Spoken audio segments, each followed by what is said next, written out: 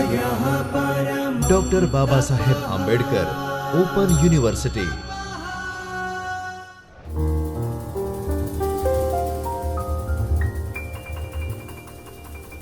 विद्यार्थी मित्रों नमस्कार, मैं डॉक्टर बाबा साहब आम्बेडकर ओपन यूनिवर्सिटी के चैतन्य स्टूडियो से हिंदू स्टडीज विषय में असिस्टेंट प्रोफेसर शुभम तिवारी संवाद करूंगा। मित्रों, आज आपसे काल एवं वृत्ति प्रकरण पर, जो कि हमारे संस्कृत व्याकरण में धातु रूप एवं शब्द रूप प्रकरण के अंतर्गत आता है, और इसमें काल एवं वृत्ति, जिसको हम लकार के रूप से जानते हैं कि लट लकार, लंग लकार, लिट लकार, और इन लकारों का जो संबंध है वह काल से होता है कि किस काल में कौन सी धातु लगेगी।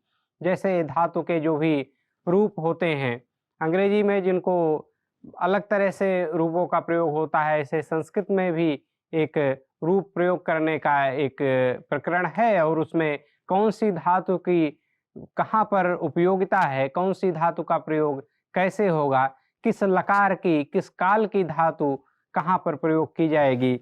कि वर्तमान काल है तो वर्तमान काल की धातु का प्रयोग किया जाएगा, भूतकाल है तो भूतकाल की धातु का प्रयोग किया जाएगा, और अगर भविष्य काल है तो भविष्य काल में प्रयोग की जाने वाली धातु का, क्रिया का प्रयोग होगा।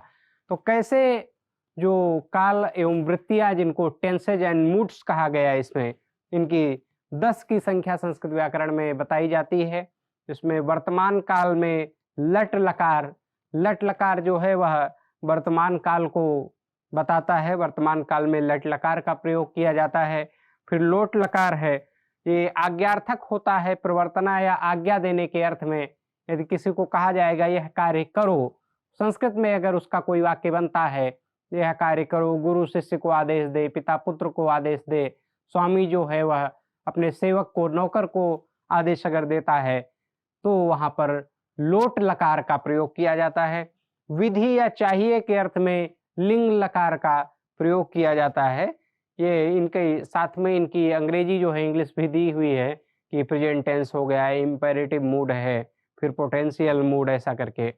अनद्यतन परोक्ष भूत जो काल होता है वह लुंग लकार के अंतर्गत आता है। लुंग लकार सामान्य भूत के लिए, जो सामान्य भूत मतलब जो हो चुका है, पास्ट टेंस, पास्ट की यहाँ पर बात हो रही है, जो उसके लिए लुंग लकार है। और ऐसे हम देखते हैं तो फिर लुट लकार का प्रयोग है अनद्यतन भविष्य काल के लिए। तो अनद्यतन भविष्य काल के लिए इसमें हम देखेंगे तो लुट लकार का प्रयोग किया गया है। फिर सामान्य भविष्य के लिए लिट लकार का प्रयोग किया गया है। आशी जो आशीर्वाद के रूप में प्रयोग होते हैं, वहां पर आश्रयलिंग इनका प्रयोग किया जाता है। फिर क्रियातिपत्ति जो है, हेतु हेतु मद, इसके अर्थ में लिंग लकार का प्रयोग होता है। यह कंडीशनल सेंटेंस होते हैं, कंडीशनल वाक्य होते हैं जो शर्त के आधार पर, जैसा कि हम देख रहे हैं क्रियातिपत्ति, ऐसा यहाँ पर शब्द का प्रयोग है। फिर एक इससे संबंधित जो श्लोक है वह दिया गया है कि लट वर्तमाने लेट वेदे भूते लुंग लंग लिटस्तथा विद्याशी सोस्तु लिंग लोटौ लुट लिट लिंग च भविष्यति। यह है कि लट जो है वह वर्तमान में प्रयोग किया जाता है, लुंग और लंग लकार जो है वह इसमें भूतकाल में प्रयोग किए जाते हैं, और ऐसा लिंग फिर है, लोट लकार है, लुट है, लिट है, लिंग, ये कौन सी भविष्य काल में किसका प्रयोग होगा, इसका यहाँ पर इस श्लोक में जो है वो बताया गया है। इन कालों और वृत्तियों को लकार कहते हैं। लकार इनको इसलिए कहते हैं कि जैसे इनको अगर हम देखेंगे तो लेट है, लुंग है, फिर लंग है, लिट है, लुट है, लिट है, इन सब का जो प्रारंभ है, इन शब्दों का जो प्रारंभ है, इनकी जो शुरुआत है वह ला इस वर्ण से होती, इसलिए इनको लकार कहा गया है। वर्तमान काल में लट लकार का प्रयोग किया जाता है। अब हमें देखेंगे कि किस काल में कौन से लकार का प्रयोग किया जाता है। फिर किसी को किसी काम में प्रवृत्त करने या आज्ञा देने में लोट लकार का प्रयोग किया जाता है। लोट लकार की जो क्रिया होती है वह आज्ञा देने के अर्थ में उसका प्रयोग किया जाता है। जो आज्ञार्थक वाक्य होते हैं संस्कृत में, उनके लिए लोट लकार का प्रयोग किया जाता है। फिर प्रार्थना है, अनुरोध है, निमंत्रण या सलाह देने के अर्थ में विधिलिंग का किया जाता है, प्रयोग होता है विधिलिंग का। यहाँ पर चाहिए के अर्थ में इनका प्रयोग होता है कि ऐसा कार्य करना चाहिए, तो वहाँ पर जहाँ चाहिए है वो विधिलिंग लकार के अंतर्गत आ जाता है। फिर जो क्रिया आज नहीं हुई हो, अर्थात आज के पहले हुई हो, मतलब भूतकाल में हुई हो, उसका बोध कराने के लिए, उसकी जानकारी कराने के लिए अनद्यतन भूतकाल या लंग लकार का प्रयोग किया जाता है। अनद्यतन भूतकाल मतलब जो आज नहीं हुई, पूर्व में हुई है, और उसका जब जानकारी उसकी करनी होती, उसका बोध करना होता है हमें, तो संस्कृत में उसके लिए लंग लकार का प्रयोग किया जाता है। और जो क्रिया भूतकाल में हुई हो पर हमारी आंखों के सामने न हुई हो, भूतकाल में कोई कार्य हुआ है लेकिन ये निश्चित नहीं है कि वह कब हुआ है, कैसे उसका क्या स्वरूप रहा है, उसका बोध कराने के लिए परोक्ष भूत या लिट लकार का, लिट का प्रयोग किया जाता है, लिट लकार है उसका प्रयोग किया जाता है। और सामान्य भूतकाल की, जो सामान्य भूतकाल की क्रिया को जानने के लिए देखते हैं, वहां पर लुंग लकार का प्रयोग होता है। भविष्य के दो भेद हैं भविष्य काल के, अनद्यतन भविष्य और सामान्य भविष्य। दो प्रकार के भेद संस्कृत व्याकरण में भविष्य काल के भी आते हैं, इसमें अनद्यतन भविष्य और सामान्य भविष्य, ये दो भविष्य काल के भेद हैं। यहाँ हम देखेंगे कि जो काम आगे होने वाला है पर आज ही न होगा, उसका बोध करवाने के लिए अनद्यतन भविष्य या लुट लकार का प्रयोग करते हैं। जो कार्य होने वाला है, आज नहीं होगा लेकिन भविष्य में ऐसा यह कार्य होगा, उसका बोध कराने के लिए यहाँ पर अनद्यतन भविष्य या लुट लकार का प्रयोग किया जाता है।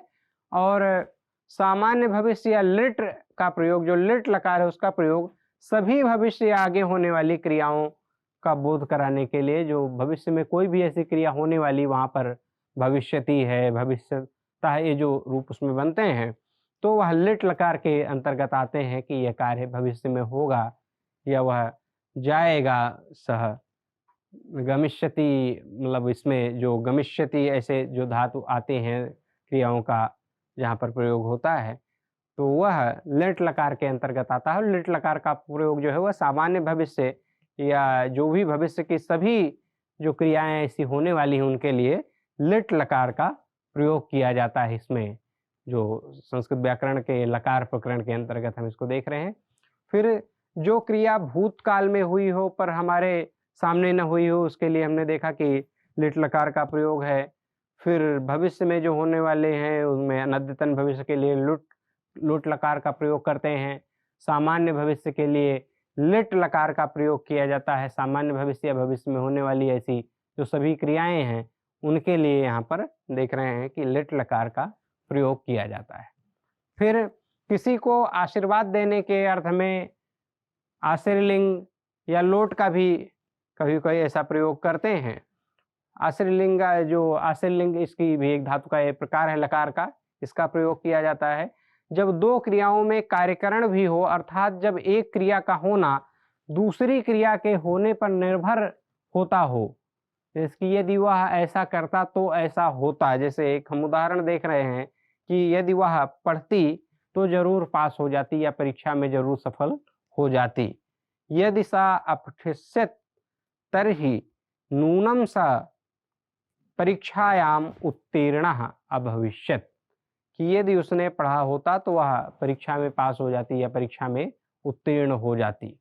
आशीर्वाद देने के अर्थ में हम देख रहे हैं आशीर्लिंग का प्रयोग किया जाता है जब दो क्रियाओं में कार्यकरण भी हो, अर्थात जब एक क्रिया का होना दूसरी क्रिया के होने पर निर्भर हो तो लिंग लकार का प्रयोग किया जाता है। और ये एक तरह से देख रहे हैं कि ऐसा होता तो ऐसा हो जाता, एक उसमें कंडीशन है, उसकी एक शर्त है। जो काम आगे होने वाला है पर आज नहीं होगा, उसका बोध कराने के लिए अनद्यतन भविष्य या लुट लकार का प्रयोग करते हैं, वहां पर लुट लकार का प्रयोग किया जाता है।